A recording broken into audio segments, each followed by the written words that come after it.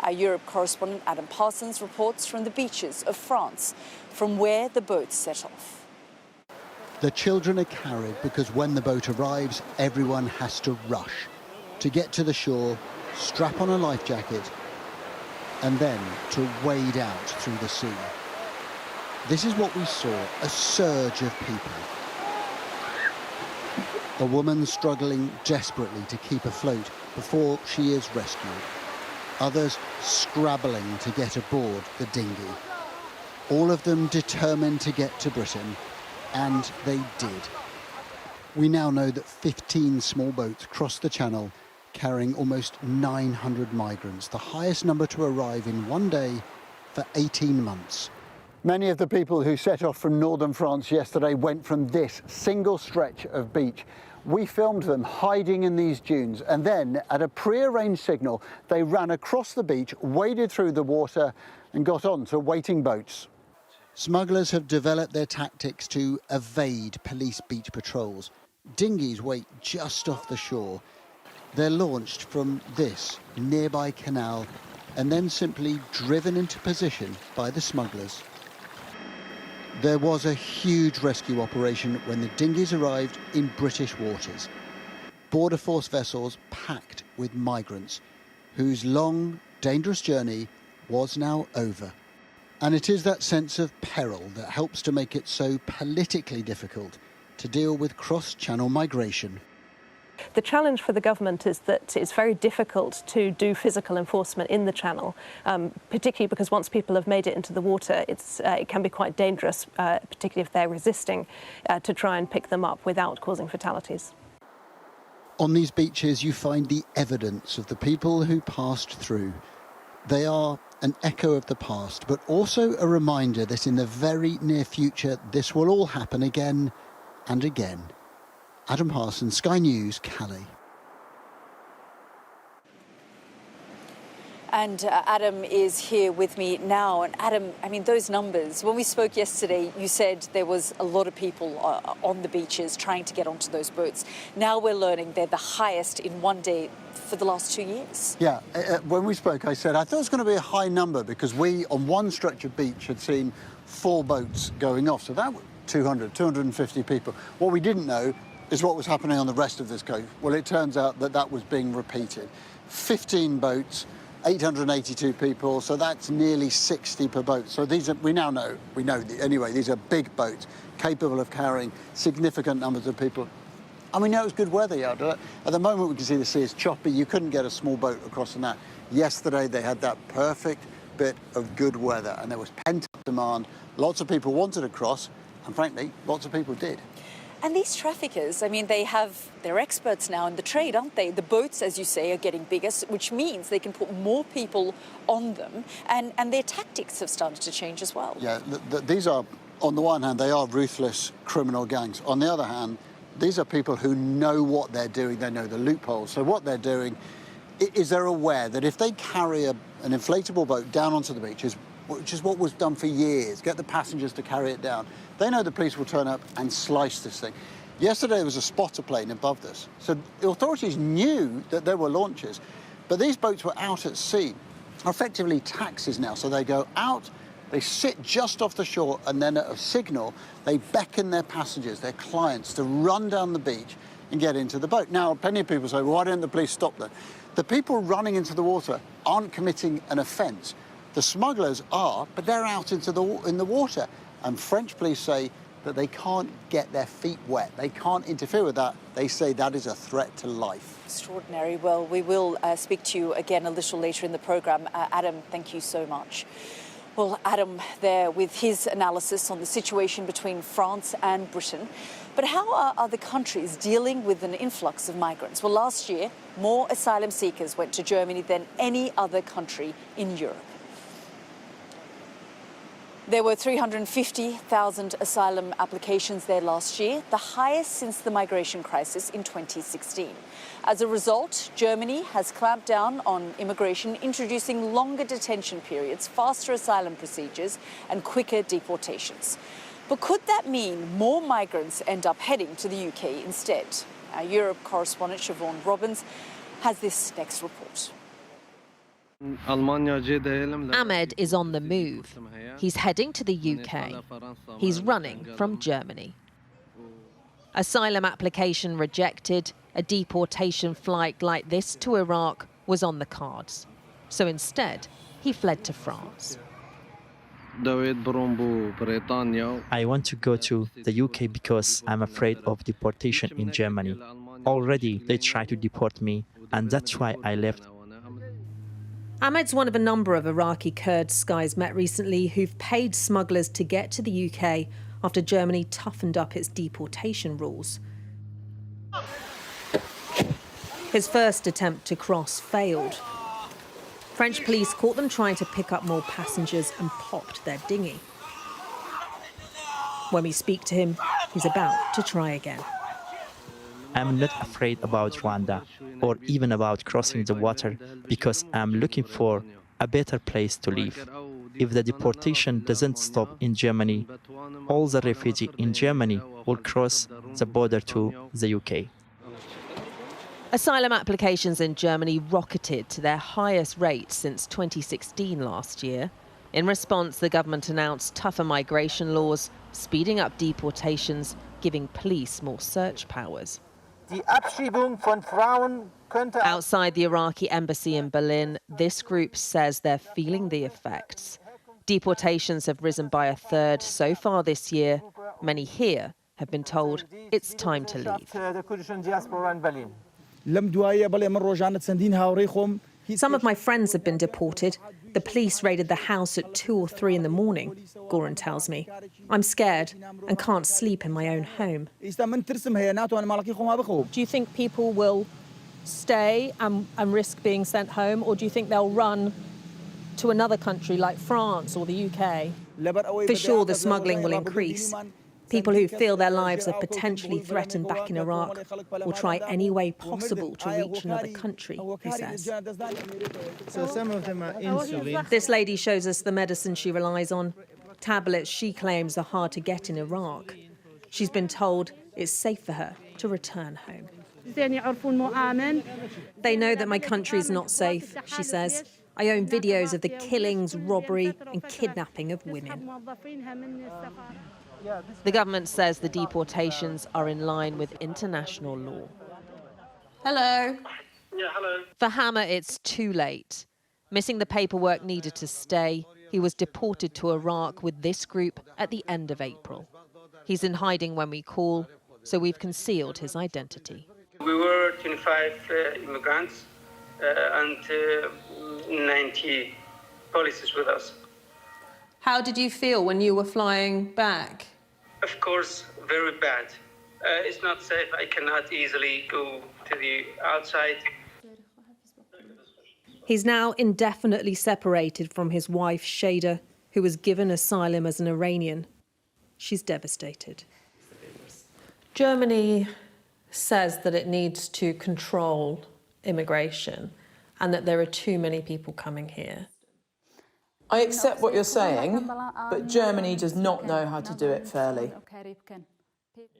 Shada shows me the pictures of her German wedding. It could be years before the man she loves is allowed to return. Germany's open door period is a distant memory. Siobhan Robbins, Sky News, Germany. Well, Siobhan Robbins there on how Germany is trying to bring down its levels of migration. But how safe is it to simply deport people out of a country, potentially back into war zones? Earlier, I spoke to the UN's High Commissioner for Refugees, Filippo Grandi, just hours after he'd left Sudan. War there led to the world's biggest displacement of people last year. The figures we have just issued, what we call our global trend report, which we do annually during this time, indicates 120 million people, refugees or displaced by conflict, by human rights violation, persecution, different complex forms of violence.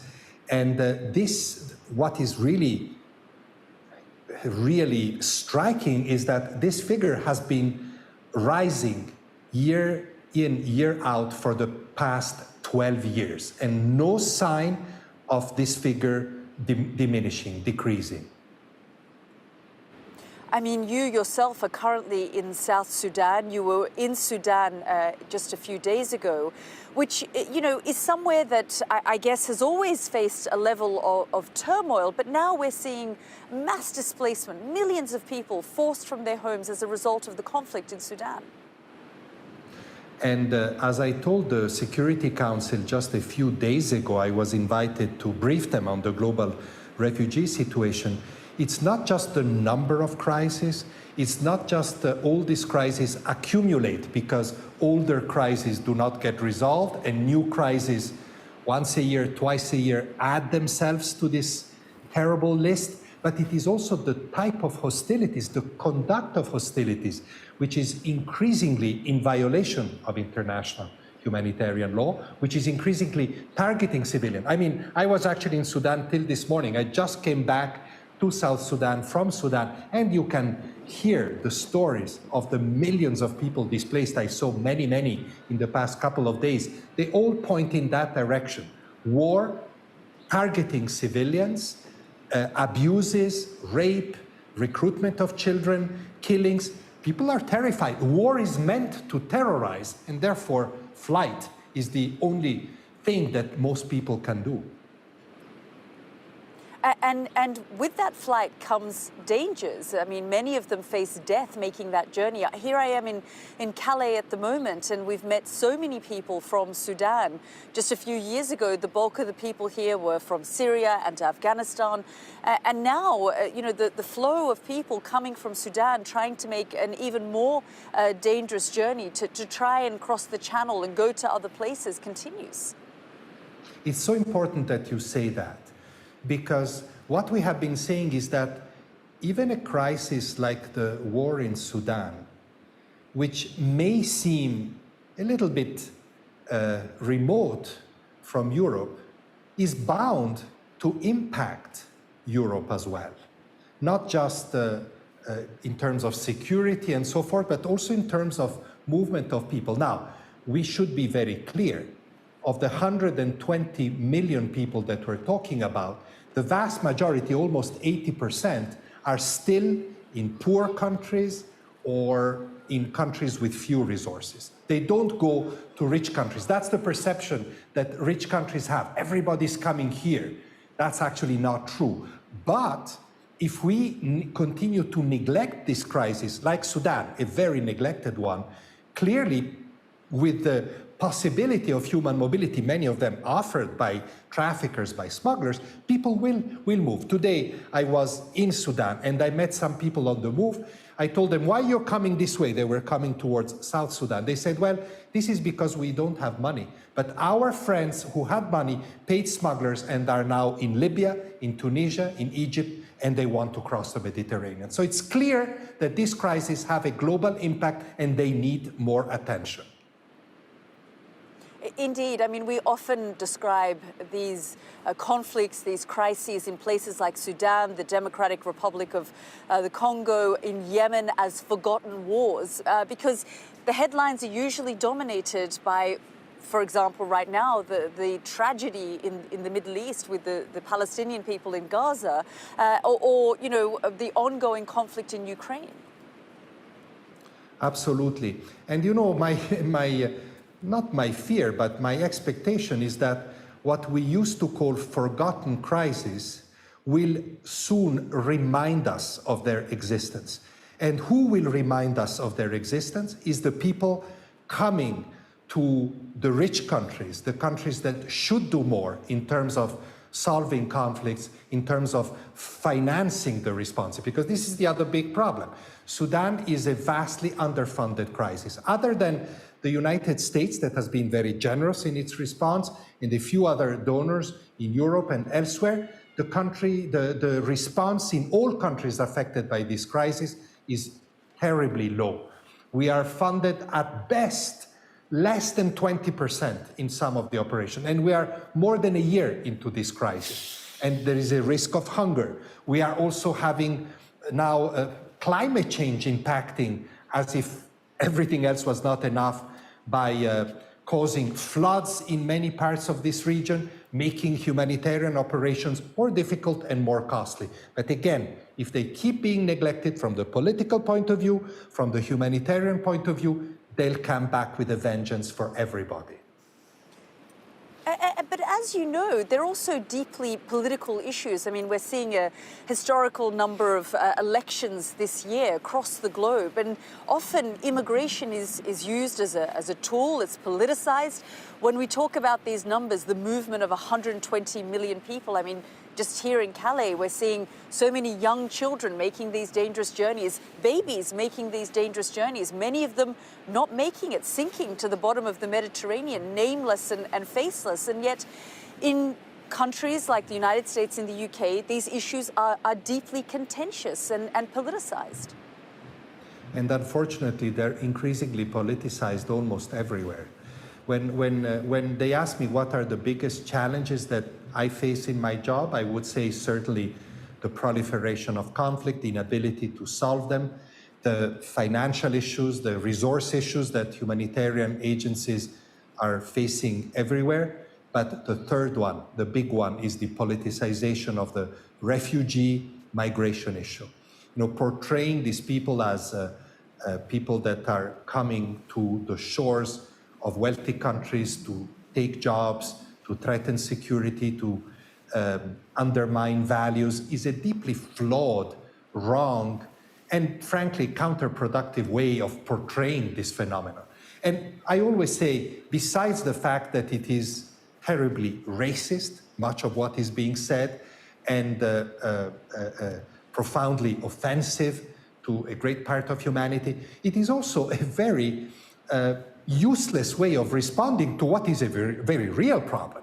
Massive human mobility, forced displacement, these are very real problems for the people affected, first of all, but also for all the countries having to deal with this crisis.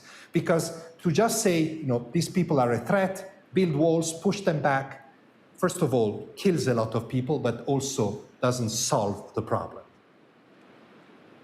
And how do you solve the problem? Because this issue is not sustainable. The illegal movement of people making these dangerous journeys, being bought and sold by human traffickers and gangs who exploit them along the way. How do you find solutions to this crisis? Because as we were saying at the beginning of this conversation, world leaders right across the globe, in Europe, in the United States, they vowed to resolve this issue, as you say, as we've seen this steady rise over the last 12 years. And yet it hasn't been resolved in any of the countries where it is the root cause of this mass migration.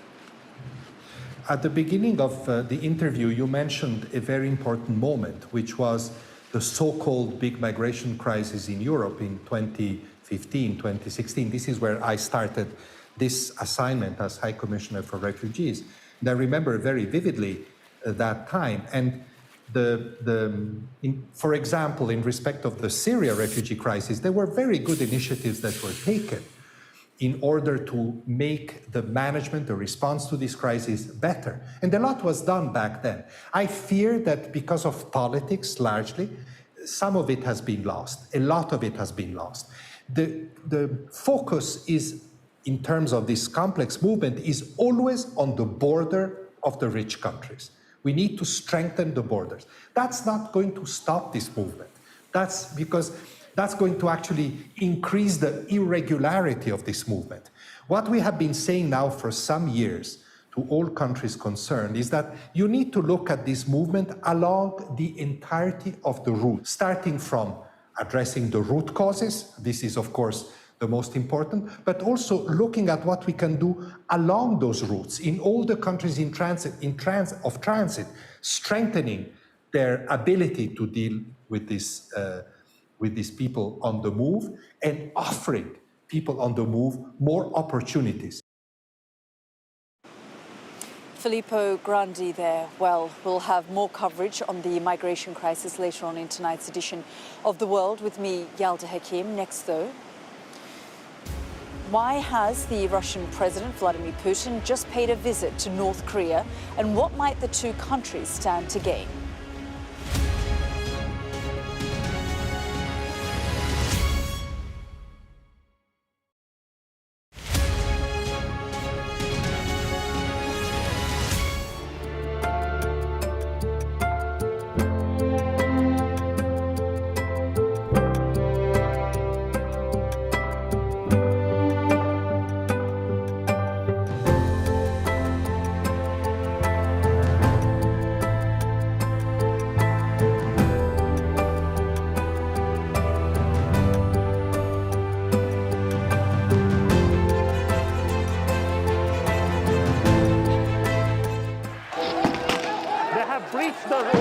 There is a lot of gas being fired all around us.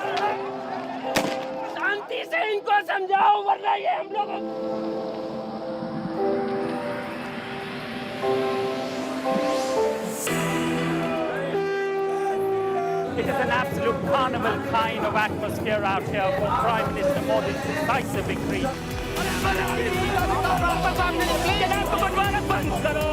These students are defying the prohibitory orders, and now they're going to be arrested. We aim to be the best and most trusted place for news. The roads have been inundated. The only way out is to get people by boat. What is feared that over 200 people might have died because of these landslides.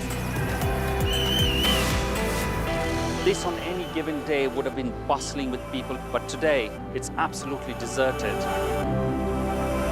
This is one of the most sensitive areas of northeast Delhi where there's been clashes.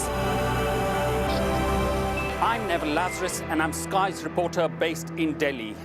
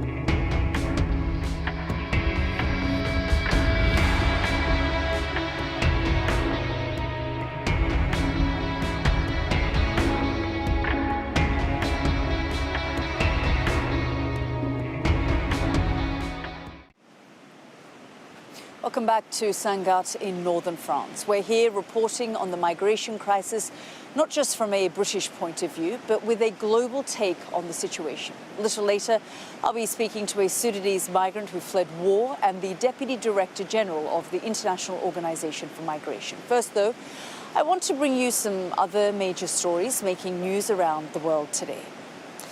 And a question many Western allies are asking today. What's Vladimir Putin up to in Pyongyang? The Russian president is in North Korea for the first time in more than 2 decades, forging closer ties with one of his few allies amid his isolation from the West. It's thought he may be pursuing more North Korean weapons that are needed to resupply troops in Ukraine. And the two countries promise to provide mutual protection if either country is attacked. Our Asia correspondent Nicole Johnson reports. A rock star's welcome for President Putin in Pyongyang. The Russian leader's first trip to this secretive, closed-off country in 24 years. A synchronised celebration. Even the outfits matched. A deal signed, strengthening their alliance, with a shared vision against the United States. We highly appreciate your consistent and unchanging support of Russian policies, including in relation to Ukraine, and our fight against the imperialistic, hegemonistic policies of the US and its satellites against Russia. Kim praised his visitor. The relationship between our two countries is at the highest point. The comrade president's visit to Pyongyang will provide an opportunity to solidify the foundation of the fiery friendship between our people. Putin gave Kim another new card to mark the occasion, a limo no less, to add to the collection. But there is fear in the West that this partnership will prolong the war in Ukraine and embolden both men. It also includes a military pact of mutual defence if either country is attacked. The West is concerned because of advancements in North Korea's weapons programs, possibly with assistance from Russia, and because of proliferation concerns, we have seen North Korea's weapons on the battlegrounds of Ukraine. These two countries on the wrong side of the West are at home in the East. The US and its allies are deeply worried. Nicole Johnston, Sky News, Beijing. Well, let's speak now to our correspondent, Ivor Bennett, who is in the Russian capital tonight for us. Ivor, a lot of people sort of described Vladimir Putin having to go to Pyongyang as a sign of weakness, but it does feel like this relationship has increasingly become significant and important for Moscow. Yeah, hi Yalda, that's right. There are differing opinions on this depending on which analyst you speak to. So one view is that this shows how desperate Russia is right now. The invasion of Ukraine has left Vladimir Putin isolated from Europe and the Western world. They're being forced to pivot east, turn to the world's most isolated country for help, a kind of geopolitical lender of last resort, if you like. That's one view. The opposing view, though, is that this is a classic Putin power play and that it's about a lot more than just the weapons the US believes Russia's receiving from North Korea. And that's because actually right now some believe that Russia does have a lot of options. We know they're close with China, for example. Cuba's foreign minister was in town here last week, and there's still a lot of friendly nations when it comes to Russia in Africa and the Middle East, as we saw by who turned out at the St. Petersburg International Economic Forum a couple of weeks ago. So what this is, the view is that it's a calculated move to show that the West crossed a line by allowing Ukraine to use their weapons to strike inside Russia. And it's a signal to show how angry Vladimir Putin is, and it's a signal to show that if Russia wants to, it can get very close to North Korea in a way that the West really wouldn't like it to, i.e. militarily. And that's what this strategic partnership pact that the two signed was all about. In it is this mutual defence clause in case either party suffers aggression. Now, both sides, Kim Jong-un and Vladimir Putin, they insist that this is a non-confrontational pact. It's a defensive one, they say, not aimed at any specific country. But quite tellingly, I think, Vladimir Putin didn't rule out the development of military technical cooperation. And that's being seen as a thinly veiled threat that if the West goes further in Ukraine, then Russia has levers to pull too, in the form of potentially supplying North Korea with help for its nuclear and missile programs too. So there are lots of different layers to this visit, I think. Indeed, very much so. Thank you so much for bringing us up to date there, Ivor. Now, the leader of the Lebanese militant group Hezbollah has warned that nowhere in Israel will be safe if there's war. Hassan Nasrallah was speaking after the Israeli military said operational plans for an offensive in Lebanon had been approved. Well, the Hezbollah leader specifically named Cyprus as a potential target for attacks, accusing it of allowing Israel to use its airports to hit targets in Lebanon. At extremely close proximity, Cyprus sits at just 230 kilometers from the Israel-Lebanon border. If a war is imposed on Lebanon, the resistance will fight without control, without rules, and without a ceiling. Cyprus should be warned that opening Cypriot bases and airports to the Israelis to target Lebanon means that the Cypriot government has become part of the war, and the resistance will deal with Cyprus as if it was part of the war. Well, let's go straight to our special correspondent, Alex Crawford, who joins me live now from Beirut. And Alex, as you know all too well, every now and then we hear from Hassan Nasrallah. He gives very long speeches and sermons. It's quite extraordinary, though, the number of threats against Israel and now Cyprus as well. Yeah, this is the first time that the Hezbollah leader has made a threat against Cyprus. He had a 2-hour-long speech pretty much today. A lot of people who watch a lot of his speeches said that this was almost certainly the toughest one he's given so far since October the 7th, and certainly the first time that he's issued a real threat against another country outside of Israel. But you're right, he filled that 2 hours full of warnings and threats, you know, emphasizing that Hezbollah was making and manufacturing its own missiles, didn't go into any particular detail about what kind of missiles, said that they'd already made a significant number of drones, too many to count, he said, that they had a fighting force of more than 100,000 fighters, that the rest of the axis of resistance, like Yemen, Iraq, and others, had offered to send fighters to the region, to Lebanon, and he'd already said, no, we've got more than enough right now, the implication being that there could be a flood of fighters other than Lebanese coming to the area. So this was a pretty tough, very threatening speech, I think, Yalda. Yeah, and Alex, I mean, your reports have shown what an incredibly dangerous moment this is, not just now, but has been for the last few months. I mean, just in the last couple of days, Hezbollah talked about sending a drone and, you know, taking images of Haifa, for example, and the Israelis equally making their threats. Yeah, there have been a lot of threats. The rhetoric has really increased. The cross-border attacks have also increased. We saw more today from either side, but that drone footage that was released on the Hezbollah Telegram channels and sent round to all the media, it was really flagged at the same time as the US envoy was in the region talking to Israeli and Lebanese officials to try to de-escalate the situation. That drone footage, he said, was just the first episode. There were going to be a whole lot more. And he said, and I'm sure this was speaking directly to Israeli citizens, he said, we can track your soldiers. We know exactly where they are. We know exactly where the tanks are. We can see you in your kitchens, he said, even in your bedrooms, in your tents. We know everything. And of course, that 9-minute, 30 seconds worth of video that's already been released showed this drone flying over Haifa and pointing out certain sensitive military infrastructure, residential homes, and it's 30 kilometers or so away from the Lebanese border. So he was saying we can strike anytime, anywhere in Israel, and that will send shockwaves and fear, particularly, I think, to Israeli residents. Yeah, indeed, extraordinary times. Alex, thank you so much. Coming up on The World with me, Yalda Hakim, we're going to be turning our focus back onto the issue of migration. Why are people trying to get to the UK? I've been speaking to a migrant who fled the conflict in Sudan.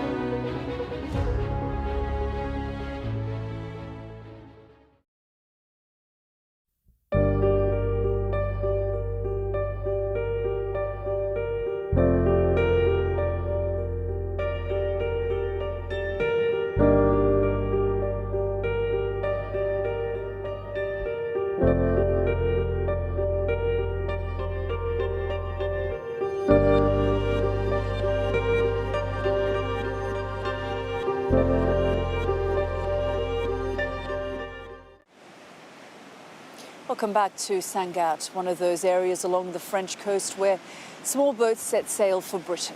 Earlier in the programme, we touched on the situation in Sudan, where the outbreak of war led to the world's biggest refugee crisis of 2023. More than 9.3 million people have been forcibly displaced by the conflict. Well, that includes 7.2 million internally displaced who fled their homes but stayed in Sudan. 1.9 million people have crossed borders and sought refuge in neighbouring countries. More than 700,000 of them are in South Sudan, including more than 500,000 South Sudanese who'd sought refuge in Sudan but have had to return. Well, during my time here in Sangatte, I spoke to Wael, a Sudanese migrant who took the decision to leave his country and try to reach Britain. It's very risky, if you are from Khartoum and you're trying to get out of Khartoum, it's very risky because we have a military point when you in the way. You have a military point. They search you and ask you who you are, where you're from, and all of that. And so, just tell me a little bit about the dangers of the journey that you faced. I mean, were you being handed over from one group to another? Yeah. From Sudan, it's by myself, but from the other countries, by people. Were you scared? Yeah. But did you think you would make it? No. At every point I had doubts, but I should do it at any cost. Why did you want to go to the UK?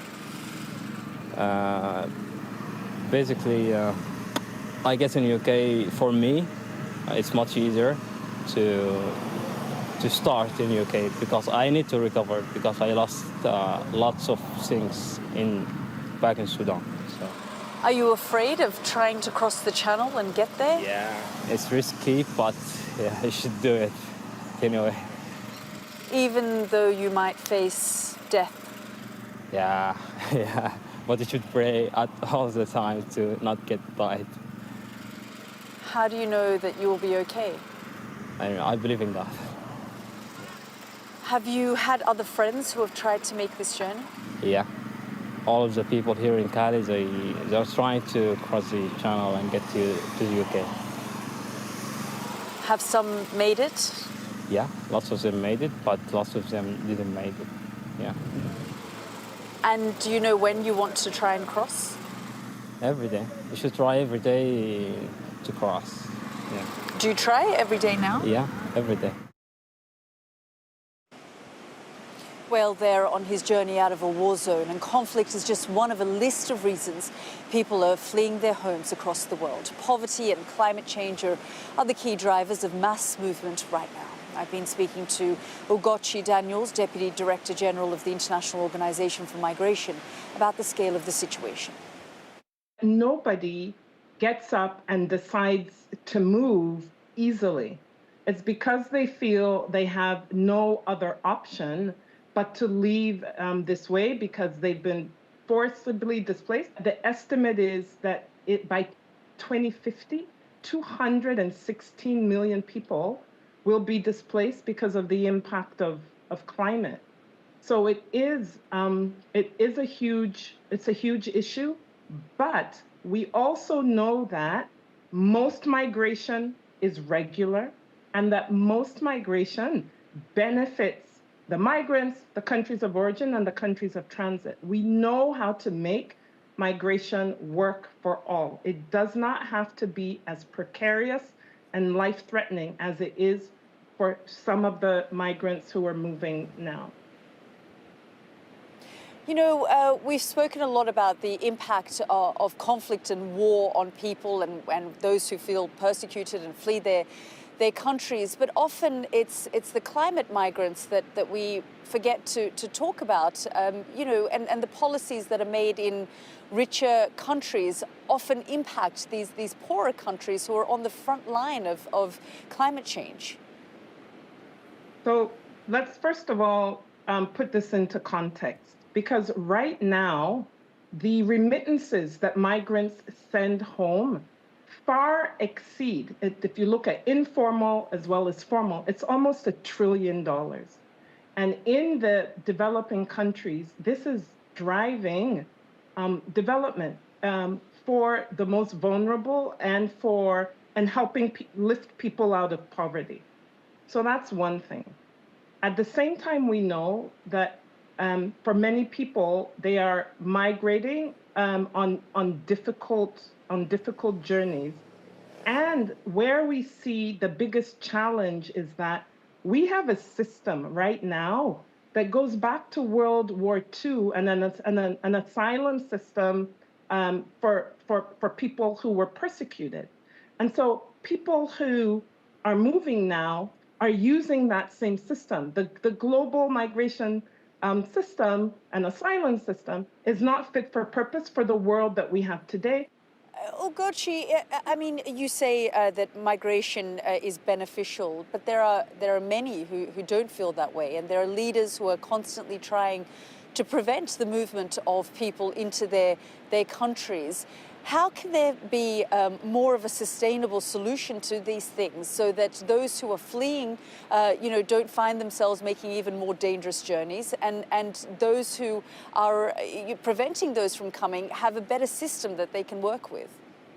Okay, so every country has the right to determine who comes into their country, and the policies that are put in place are to manage irregular migration.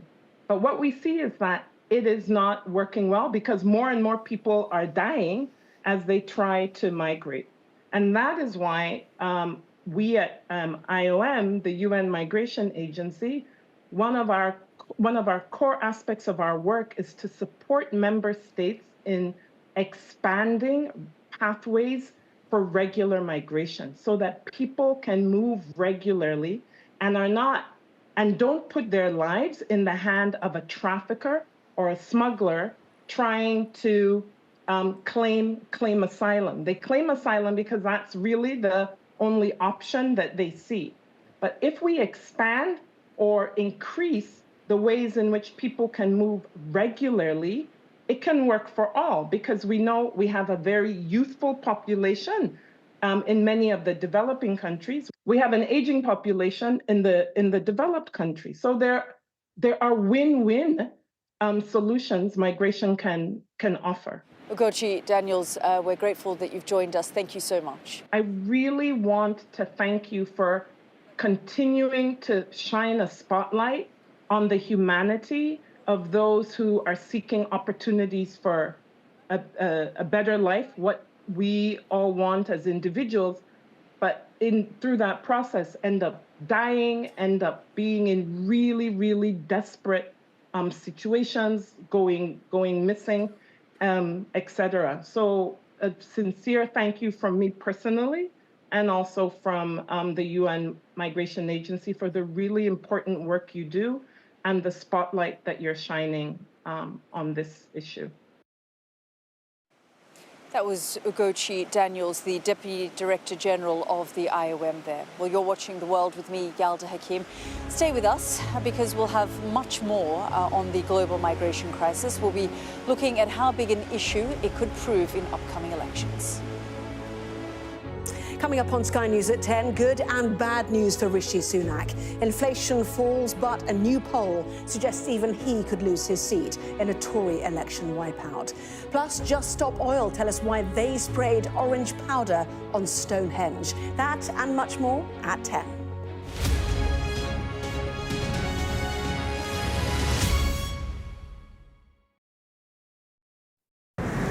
They were doing everything right. They were on a lifeguarded beach and both could swim. They weren't too deep. They were with people.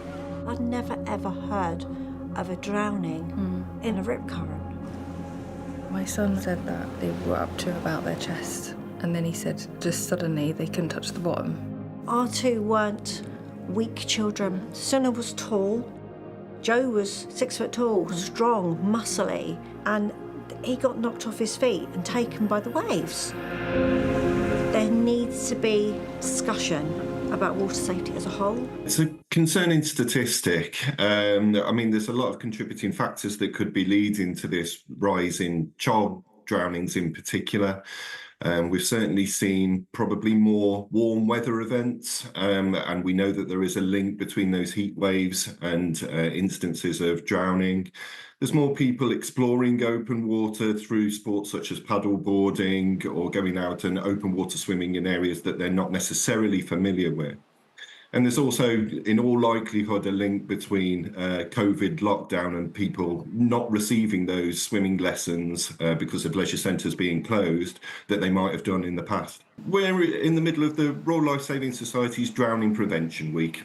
And that's all about learning the water safety code in order to keep you and your family safe, really, around water. And that's about stopping and thinking, assessing the situation before you enter the water, immerse yourself slowly to protect against that cold water shock. It's about staying together, not to go out swimming by yourself, but to make sure that there's somebody with you in case somebody does get into trouble. Dial 999, so don't follow somebody in that you see in trouble, because actually that can exacerbate the problem and create more casualties. And then finally, float.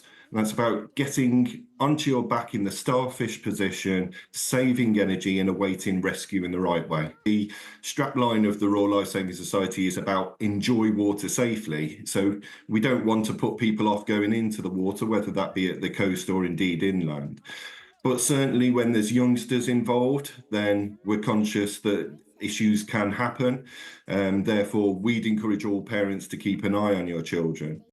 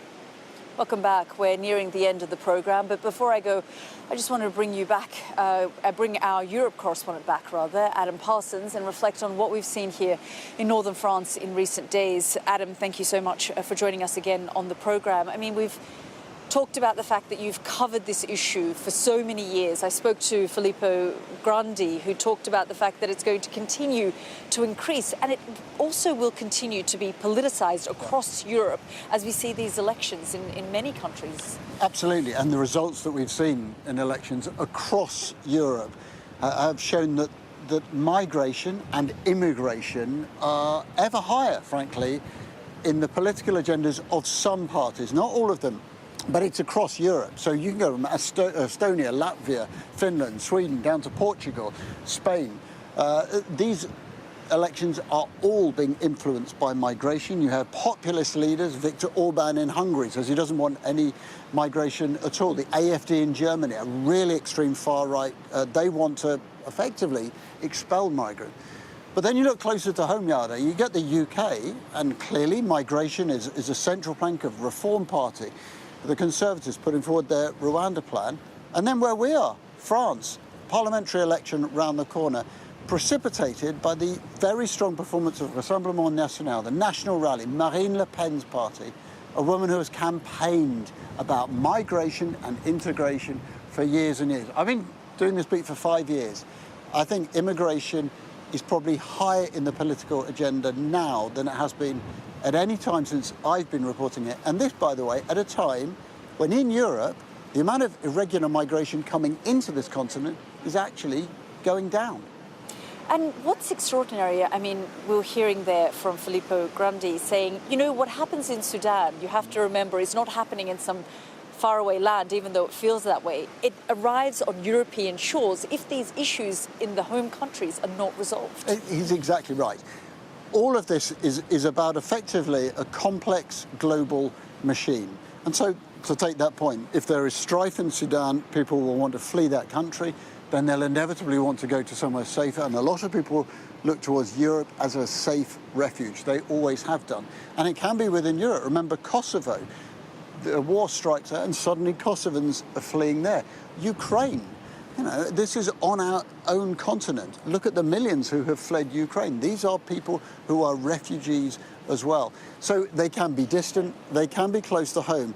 But the fact is that we live in an integrated world. And when there is strife, persecution in one place, it will be felt in others. I'm not saying that all of these people are fleeing strife. There are plenty who are economic migrants, although the Home Office says the majority of people crossing the channel are legitimate asylum seekers. Adam, thank you so much for all of your reporting over the last 48 hours and all of your analysis there. Now, before we go, we have a bit of an update. Scotland have drawn 1-1 with Switzerland in their second group game of the European Championships in Germany. Scott McTominay scored Scotland's only goal of the game in the 13th minute. Next up, Steve Clarke's team face Hungary as they look to qualify for the knockout stage. So a bit of an update there. Scotland have drawn 1-1 with Switzerland. Well, that's all from Sangatte tonight. Thanks so much for watching. The news at 10 is next with more on that fall in inflation and the latest poll showing a Labour landslide in the general election. Good night from Sangatte.